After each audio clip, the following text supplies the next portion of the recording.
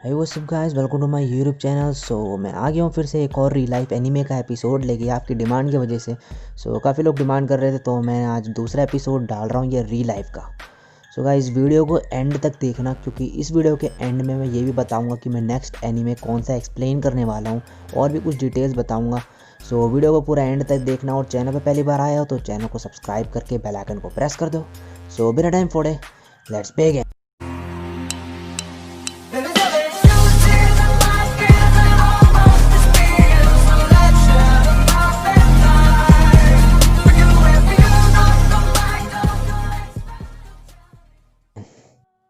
Episode के start में हमें दिखाया जाता है रियो को, जो कि बोल रहा है कि एराटा काइज़ाकी का जो एक्सपेरिमेंट है वो जल्दी ख़त्म होने वाला है।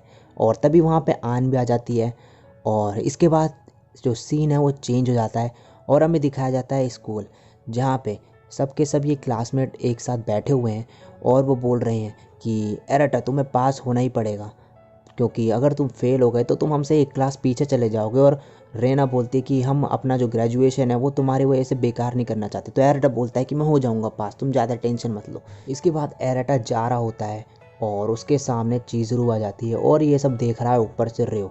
और रियो मन में बोलता है कि एराटा काइज़ाकी का जो एक्सपेरिमेंट है वो एक ह्यूज सक्सेस होगा। और साथ ही साथ वो ये भी बोलता है कि जैसे कि इसका एक्सपेरिमेंट ख़त्म होने वाला है, मैंने इसको अभी तक एक बहुत ही इम्पोर्टेंट चीज़ नहीं बताई है और मैं इसे डायरेक्टली बता भी नहीं पाऊँगा, लेकिन मुझे इसके लिए बहुत ही ज़्यादा सैड फील हो रहा है। इसके बाद हमें दिखाया जाता है एराटा को, जो कि अपने घर पे है और वो चीज़रू से टेक्स्ट में बातें कर रहा है बड़े मज़े में। और यहाँ पे जो है उसको चीज़रू को एकदम से कॉल आ जाता है और वो हड़बड़ा जाता है और वो कॉल उठाता है। तो वो कहता है क्या हुआ? तो चीज़रू बोलती है कि मैं बस। फिर एराटा कहता है हाँ, मुझे भी तुम्हारी आवाज़ सुननी थी। फिर इसके बाद दोनों के दोनों बहुत ही खुश हो जाते हैं। इसके बाद हमें दिखाया जाता है चीज़रू को, जो कि एकदम नीचे बैठी हुई है बेड के साइड में और वो बोल रही है कि एराटा मैं तुम्हें ऐसा करते करते, और तभी वो सो जाती है। अब नेक्स्ट डे आ चुका है स्कूल का। फाइनली इनका ग्रेजुएशन डे आ चुका है। इनका पूरा ईयर जो है स्कूल का ख़त्म हो चुका है। यहाँ पे ये लोग बड़े ही आराम से सेलिब्रेट कर रहे हैं, मज़े में सब एक दूसरे के साथ मिल रहे हैं अच्छे से। टीचर्स के साथ इन्होंने सेलिब्रेट भी कर लिया है बढ़िया से और सब के सब एकदम खुश है अपने ग्रेजुएशन के दिन पे। और तभी एराटा नीचे चीज़रू को देखता है और यहाँ पे चीज़रू उसके पास आती है और थोड़ी दूर से बोलती है कि हमारा जो ईयर है ये ख़त्म हो गया है। तो एराटा को वो एक चीज़ बोलती है कि क्या तुम मुझे एक गिफ्ट दे सकते हो? तो एराटा बोलता है गिफ्ट? कैसा गिफ्ट?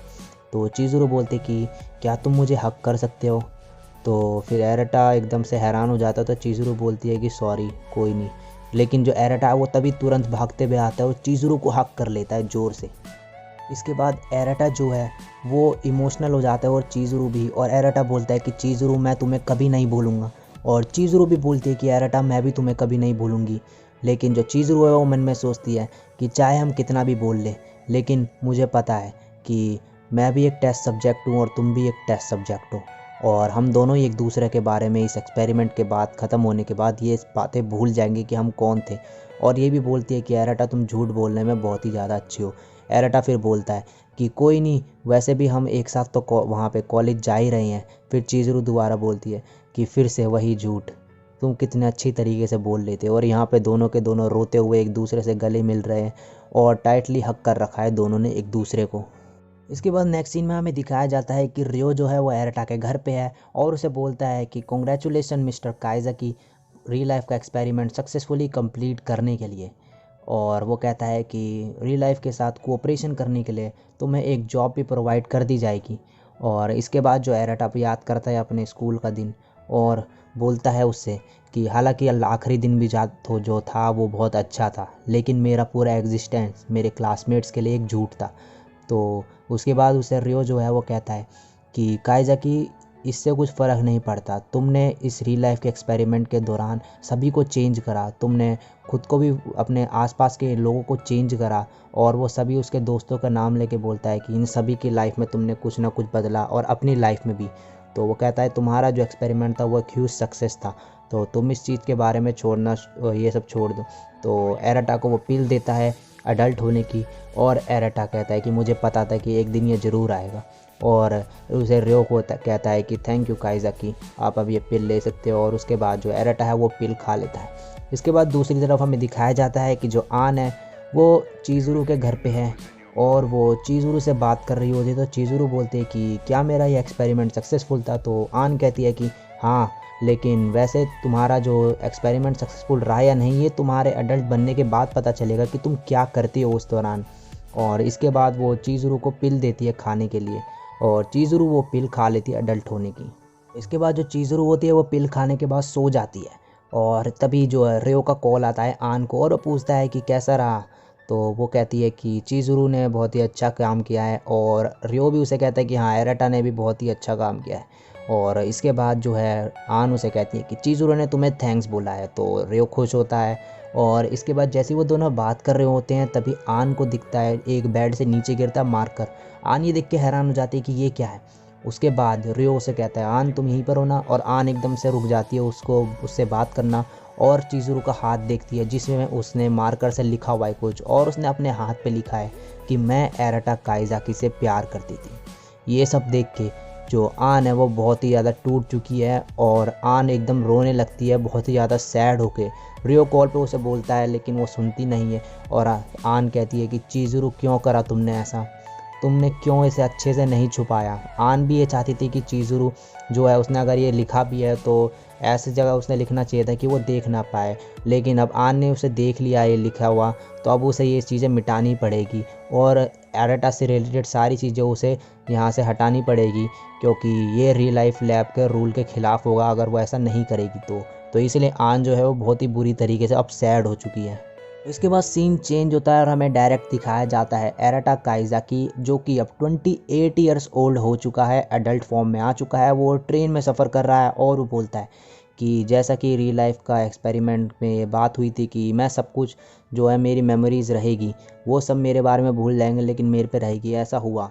लेकिन वो अपने जो फ़ोन पे बंधा हुआ वो गिफ्ट देखता है जो उसे चीज़ुरू ने दिया था। वो कहता है लेकिन ये जो चीज़ है ये भी मेरे को रियल लाइफ के एक्सपेरिमेंट के दौरान ही मिली होगी, लेकिन ये मुझे क्यों नहीं याद है, मुझे को कैसे मिली।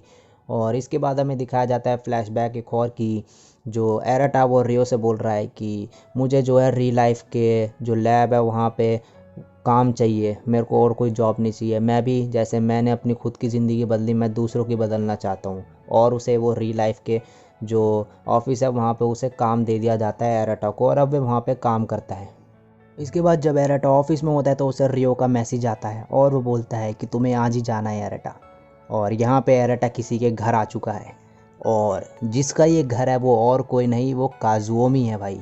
तो यहाँ पे एरेटा आया है काजुओमी के भाई से मिलने। फिर एक गेट के जो बंद हो रखा है जिसके अंदर काजुओमी का भाई है वहाँ पे एरेटा बोल रहा है कि आपसे मैंने आपकी फैमिली मेम्बर से बात करी थी आपके एक एक्सपेरिमेंट से रिलेटेड, लेकिन अब मैं खुद आपसे बात करने आया हूँ। वो बोलता है कि इस एक्सपेरिमेंट को ज्वाइन करने के बाद आप खुद को फाइंड कर पाओगे अपना ट्रू सेल्फ और अपनी ज़िंदगी अच्छे से स्टार्ट कर पाओगे। और कहता है कि मेरा कहने का मतलब है कि और तभी गेट खुल जाता है और काजुओमी का भाई गेट ओपन करता है। तो अगर आपने मेरे पहले के एपिसोड देखे हैं तो आपको पता होगा कि जो काजुओमी का भाई है वो भी बड़ा परेशान था जॉब वगैरह से रिलेटेड। और आपने पहले एपिसोड देखे होंगे तो आप जान सकते हो कि ये क्यों एक्सपेरिमेंट के लिए एरेटा यहाँ पर आया है। और एरेटा तभी उसे बोलता है कि welcome to the real life experiment. और इसके बाद फिर हमें दिखाया जाता है कि एरेटा एक पार्टी में आ रखा है अपने ऑफिस से रिलेटेड और वहाँ पे वो आके नीचे बैठता है। तभी चीज़रू वहाँ पे आ जाती है और कहती है कि एक्सक्यूज़ मी ये मेरी सीट है। एरेटा उसे कहता है ओ सॉरी, लेकिन चीज़रू कहती है कोई नहीं आप यहाँ बैठ सकते हो, मैंने अभी फूड टच नहीं करा है। फिर चीज़रू अपना बैग उठाती है वहाँ से और जाने लगती है। तभी एरेटा अपना वो गिफ्ट देखता है जो उसने चीज़रू को दिया था और वो देख के उसे थोड़ी बहुत कुछ याद आने लगता है। लेकिन तभी वहाँ पे उसका एक वो कोवर्कर आ जाता है उसके साथ में काम करने वाला और उसे पकड़ लेता है और कहता है कि हे कैसे हो तुम अच्छे से काम कर रहे होगे, तुम एक फॉर्मर टेस्ट सब्जेक्ट भी तो थे। और चीज़रू उसको पीछे मुड़ के देख के और आगे जाने लगती है। इसके बाद जब एरेटा जा रहा होता है तो वो बाहर आके देखता है कि बारिश हो रही है और तभी हमें एक और बार दिखाया जाता है चीज़रू उसके बगल में आ जाती है और उसे कहती है अपना अम्ब्रेला निकालती है, वही ग्रीन वाला जो उन्होंने पहले शेयर करा था, और निकाल के बोलती है कि क्या तुम शेयर करना चाहोगे। तो एरेटा मना कर देता है। उसके बाद चीज़रू उसे बोलती है कि मैंने सुना कि वो तुम्हें फॉर्मल टेस्ट सब्जेक्ट बोल रहा था, तो तुमने रियल लाइफ का टेस्ट मतलब पहले एक्सपेरिमेंट कर चुके हो तुम ये। तो एरेटा उसे बोलता है कि हाँ मैं एक टेस्ट सब्जेक्ट था, फिर चीज़रू भी उसे बोलते कि हाँ मैं भी एक टेस्ट सब्जेक्ट ही थी, मेरा जो टेस्ट है वो 2 साल तक चला था और मेरा जो सपोर्टर थी उसने मेरे को बहुत ही सपोर्ट किया इस टेस्ट के दौरान। और इसके बाद वो उसे ये भी बताती है कि जो उसके टेस्ट के बाद जब ख़त्म हो चुका है तो उसने मेडिकल डिपार्टमेंट के जो चीज़ें हैं वहाँ पे ज्वाइन कर लिया री लाइफ के लैब में। और इसके बाद एरेटा उससे बोलता है तो तुम्हारा टेस्ट था वो कैसा चला एक्सपेरिमेंट। तो चीज़रू बोलती है कि ये वो एक फायरवर्क्स की तरह था। एरेटा बोलता है फायरवर्क्स, वो कहती है हाँ मैं अपने फ्रेंड्स के साथ फायरवर्क्स फेस्टिवल में गई थी। और बोलती है कि वहाँ पे उस दिन जो स्काई था वो बहुत ही ब्यूटीफुल था। और एरेटा बोलता है कि हाँ मैं इससे रिलेट कर सकता हूँ जो इसका एब्सेंस होता है। फिर चीज़रू बोलती है हाँ एक दूसरे को खोने का जो दर्द होता है। और यहाँ पे दोनों एकदम से हैरान हो जाते हैं, ये बातें ये एकदम से इनके मुंह से निकलती जाती हैं। इसके बाद वो दोनों के दोनों अपने सर पे हाथ रखते हैं, एरेटा अपने मुंह पे हाथ रखता है और ये दोनों हैरान हो चुके हैं यहाँ पे। और चीज़रू याद करती है और एरेटा भी अपने वही दिन याद करता है जहाँ पे वो बोल रहे हैं कि फायरवर्क्स जो आते हैं और जाते हैं। और यहाँ पे प्रेजेंट में चीज़रू बोलती है लेकिन जो मेमोरीज़ है वो कभी फेड नहीं होती, वो हमेशा रहती है। और जैसी चीज़रू ये बोलती है एरेटा और वो दोनों एक दूसरे की तरफ देखते हैं और एरेटा बोलता है चीज़रू और चीज़रू बोलती है एरेटा। और यहाँ दोनों के दोनों बहुत ही इमोशनल हो जाते हैं। और इसके बाद चीज़रू अपना हाथ देखती है और उसे याद आता है कि उसने अपने हाथ में लिखा था कि मैं एरेटा से प्यार करती थी।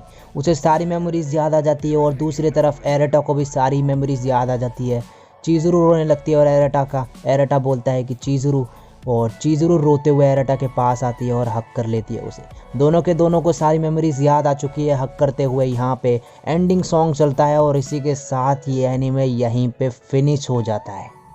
सो गाइस फाइनली यहाँ पे इन दोनों को सारी मेमोरीज़ याद आ चुकी है और दोनों वापस से एक साथ मिल चुके हैं। सो इससे अच्छी एंडिंग और कोई हो नहीं सकती थी इस एनीमे की।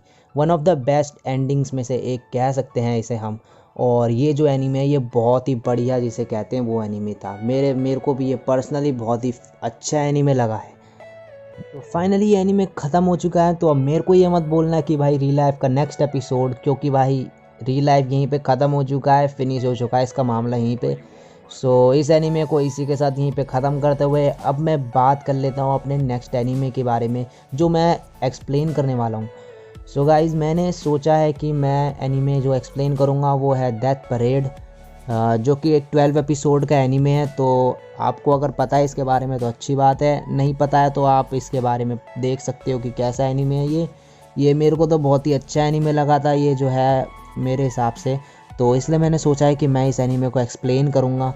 साथ ही साथ मैंने एक और एनीमे स्टार्ट करा था एक्सप्लेन करना जिसका नाम कोड गियास है, तो वो भी मैं चलाते ही रहूँगा। वैसे उस पर मेरे को कुछ ज़्यादा रिस्पॉन्स वगैरह नहीं आया है, वॉच टाइम वगैरह भी उस पर बहुत कम आ रहा है भाई। तो इसलिए वो जो है वो मैं ज़्यादा इसलिए उसकी वीडियोस वगैरह नहीं बना रहा हूँ अभी। मैं उसको भी कंटिन्यू रखूँगा, वैसे डालता रहूँगा उसके भी एपिसोड जब टाइम मिलेगा। लेकिन अभी के लिए मैंने ये सोचा है कि मैं नेक्स्ट एनीमे एक्सप्लेन करूँगा जिसका नाम है डेथ परेड। तो अगर आपको भी ये एनीमे चाहिए डेथ परेड तो आप मेरे को कमेंट करके बता दीजिए कि डेथ परेड बनाओ इसके ऊपर वीडियोस। और अगर और कोई एनीमे चाहिए तो आप वो भी कमेंट करके बता दो तो मैं देख लूँगा। अभी मैं श्योर नहीं हूँ कि मैं डेथ परेड के ऊपर ही बनाऊँगा, मैं चेंज भी कर सकता हूँ ये एनीमे। अभी मेरे दिमाग में फ़िलहाल यही चल रहा है, इसलिए तो आप मेरे को सजेस्ट करो। लेकिन भाई छोटा एनीमे इसको सजेस्ट करना 10 to 20 एपिसोड्स के अंदर हो जो एनीमे, ज़्यादा बड़ा मत अभी मेरे को बताना क्योंकि अभी ज़्यादा बड़े एनीमे मैं एक्सप्लेन नहीं कर पाऊँगा। सो गाइज़ आप मेरे को नीचे कमेंट करके ज़रूर बताना। और अगर यहाँ तक वीडियो देख लिए ना, आपने एंड तक पहुँच चुके हो तो भाई इस री लाइफ के एनीमे के नाम में भाई एक लाइक तो ज़रूर ठोक दो, बटन तोड़ दो लाइक का ठोक ठोक के। कमेंट कर दो नीचे, शेयर कर दो भाई हर जगह, अपने दोस्तों के साथ भी शेयर करो जिससे मेरा चैनल बढ़े और मैं आपको कंटेंट दे सकूँ अच्छे अच्छे भाई। तो आज के लिए भाई इतना ही, सब्सक्राइब करके जाना, फ्री फंड की देख के मत जाना। तो मिलता हूँ मैं किसी और एनीमे एक्सप्लेनेशन में विद नेक्स्ट वीडियो, तब तक के लिए सायोनारा, Tata, Birla Ambani, bye. Are you all my personal dreams?